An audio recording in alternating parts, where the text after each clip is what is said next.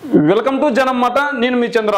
జగన్మోహన్ రెడ్డి గారి చెల్లి షర్మిల గారు కాంగ్రెస్ ఏపీ పగ్గాలు చేపట్టారు. ఈ సందర్భంగా ఆయనపై పలు వివాదమైన వ్యాఖ్యలు చేశారు. ఆ వ్యాఖ్యలు చూసుకున్నట్లయితే క్రైస్తవ వ్యతిరేకి జగన్ క్రైస్తవుడై ఉండి మణిపూర్పై ఎందుకు మాట్లాడలేదు, మూడు ముక్కలాటతో రాష్ట్రంలో రాజధాని లేకుండా చేశారన్నారు. అప్పులు తప్ప అభివృద్ధి లేదన్నారు. ఈ లిక్కర్ ఇసుక మాఫియా సాయంతో దోచుకుంటున్నారు. రాష్ట్ర కాంగ్రెస్ అధ్యక్షురాలు షర్మిల ధ్వజం అట్టహాస్యంగా బాధితులు స్వీకరించిన షర్మిల. ఇది నిన్న ఆవిడ చేసిన వ్యాఖ్యలు. ఇదే వార్తను ఈనాడు కొద్దిగా మనం ఏ విధంగా చూసుకున్నామంటే, సీఎం జగన్ క్రైస్తవ వ్యతిరేకని ఏపీపీసీసీ అధ్యక్షురాలు షర్మిల మండిపడ్డారు. మణిపూర్లో 2000 చర్చిలు ధ్వంసం చేసిన 60,000 మంది క్రైస్తవులకు నిలవ నీడ లేకుండా చేసిన క్రైస్తవుడైన జగన్ ఎందుకు మాట్లాడలేదని ఆమె ధ్వజమెత్తారు. అంటే జగన్మోహన్ రెడ్డి గారు ఆంధ్రప్రదేశ్ ముఖ్యమంత్రిగా ఉన్నారు, క్రైస్తవులు వైపు ఉండాలి, క్రైస్తవులకు మాత్రమే ఆయన ప్రశ్నించాలన్న విధంగా ఆవిడ మాట్లాడుతున్నారు. ఏ విధంగా మాట్లాడుతున్నారంటే, ఆంధ్రప్రదేశ్లో కేవలం వైఎస్ఆర్ కాంగ్రెస్ పార్టీ మాత్రమే ఉందా, పోనీ ఈవిడ తెలంగాణ రాష్ట్రంలో ఇన్ని రోజులు రాజకీయాలు చేసింది, మరి ఇన్ని రోజులు రాజకీయాలు చేసినప్పుడు కాంగ్రెస్ పార్టీని అధికారంలో తీసుకొచ్చేందుకు నేను పోటీ చేయలేదని చెప్పింది. బీఆర్ఎస్ నువ్వు ఖచ్చితంగా గద్దె దిస్తానని చెప్పిన ఈవిడ ఎందుకు ఆ రోజు క్రైస్తవుల గురించి మాట్లాడలేదు? ఈ రోజు జగన్మోహన్ రెడ్డి గారిని క్రైస్తవులకు అంటగట్టడానికి ప్రయత్నిస్తున్నారు. ఒకవైపు టీడీపీ, జనసేన, బీజేపీ అంత మొత్తుకున్నా కూడా వాళ్ళు ఖచ్చితంగా క్రైస్తవులకు, ఖచ్చితంగా జగన్మోహన్ రెడ్డి గారు క్రైస్తవుల ముఖ్యమంత్రి కాదు, క్రైస్తవుల నాయకుడు కాదు, క్రైస్తవ మత పెద్ద అంతకంటే కాదు.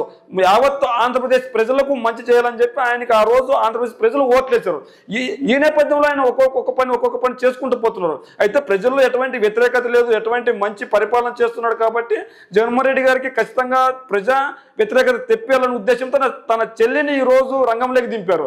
ఆ రోజు రాజశేఖర రెడ్డి చనిపోయిన తర్వాత రాజశేఖర రెడ్డిపై ఎఫ్ఐఆర్ నమోదు చేసిన కాంగ్రెస్ పార్టీ వైపు వెళ్ళిన షర్మిల గారు ఈ రోజు అభివృద్ధి లేదు, అభివృద్ధి ఎక్కడ కనపడలేదు, ఒక ఉద్యోగం లేదని చెప్తున్నారు. మరి జగన్మోహన్ రెడ్డి గారు అధికారంలోకి వచ్చిన తర్వాత సచివాలయ ఉద్యోగాలు కావచ్చు, లేదంటే వాలంటరీ వ్యవస్థ కావచ్చు, లేదంటే గ్రూప్ 2 నోటిఫికేషన్ కావచ్చు, లేదంటే ఎస్ఐ పోస్టులు కావచ్చు, ఇంకా లేదంటే కానిస్టేబుల్ నోటిఫికేషన్స్ కావచ్చు, ఇలా ఎన్నో ఉద్యోగాలు ఇచ్చారు. ఇవన్నీ ఆవిడ కనపడలేదా? మరి కాంగ్రెస్ పార్టీని అధికారంలోకి దించేందుకు తెలంగాణలో షర్మిల పార్టీ పెట్టి ఏపీలోకి ఎందుకు వచ్చినట్లు?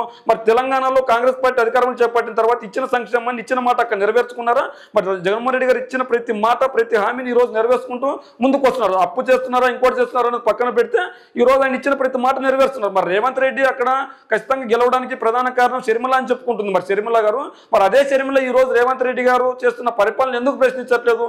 పక్కనున్న తెలంగాణలో బీఆర్ఎస్ యువ నాయకుడైన కేటీఆర్ గారు ప్రశ్నిస్తున్నారు. మీరు జనవరి 1వ తేదీ వచ్చిన కరెంటు బిల్లులు కట్టొద్దు, ఆ బిల్లులన్నింటినీ సోనియా గాంధీకి పంపండి అని చెప్పారు. మరి ఈ నేపథ్యంలో ఆ రోజు కాంగ్రెస్ అధికారంలోకి వస్తే ఖచ్చితంగా ప్రతి కరెంటు బిల్లును మేమే కడతామని కాంగ్రెస్ చెప్పుకొచ్చింది. మరి ఈ రోజు కరెంటు బిల్లుల గురించి షర్మిల ఎందుకు మాట్లాడట్లేదు? మరి కరెంటు అభివృద్ధి గురించి ఎందుకు మాట్లాడలేదు? అక్కడ ఉద్యోగాల గురించి ఎందుకు మాట్లాడట్లేదు? మరి రేవంత్ రెడ్డి పరిపాలన అంత బాగానే ఉంటే ఏపీలో ఏ ఒక్కరైనా లైన్లో నిల్చొని సంక్షేమాన్ని కావచ్చు అప్లికేషన్ పెట్టుకునే సందర్భం మనం చూసామా?